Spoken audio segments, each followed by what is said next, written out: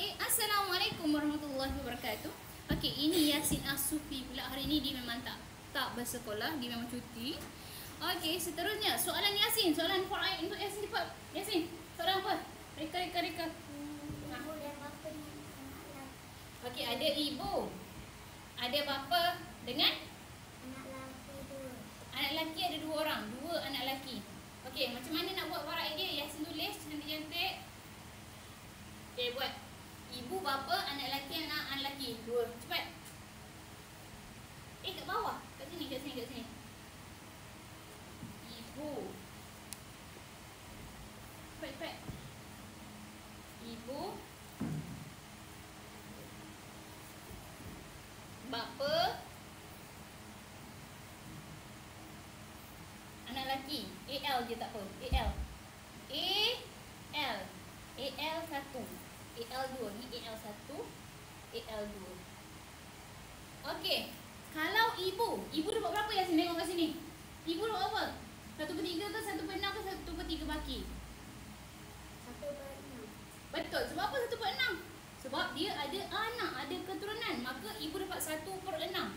Bapa dapat berapa Yasin? Bapa dapat 1/6 ke 1/6 tambah asobah ke asobah? Asobah ni baki maknanya. 1/6 tambah Asobah. Tidak.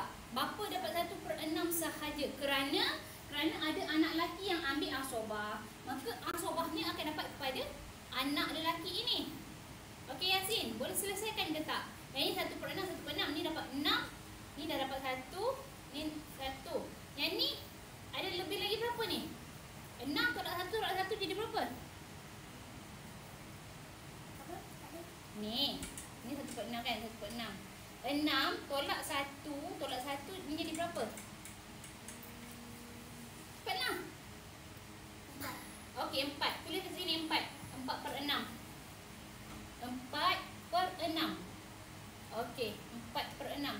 Okey, 4/6 ni boleh tak nak bahagi kepada dua orang anak lelaki ni? 4 boleh tak nak bagi dengan 2? Boleh tak? Boleh. Jadi berapa? 4 bagi 2 apa?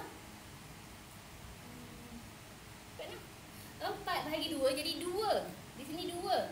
Jadi di sini 6, 1/6 untuk ibu, 1/6 untuk bapa dan 2/6 untuk anak lelaki pertama, 2/6 untuk lelaki kedua, 2/6 untuk anak lelaki yang ketiga. Jadi ini adalah Yasin tak nampak. Ini adalah jalan penyelesaian untuk kes faraid di mana ibu, si mati ada ibu, ada bapa, ada anak lelaki 2 orang. Jadi inilah penyelesaiannya. Okey, semoga video-video yang kami buat ini memberi inspirasi dan memberi satu nilai tambah dan memberi manfaat kepada tuan-tuan dan puan-puan. Okey, Assalamualaikum warahmatullahi wabarakatuh.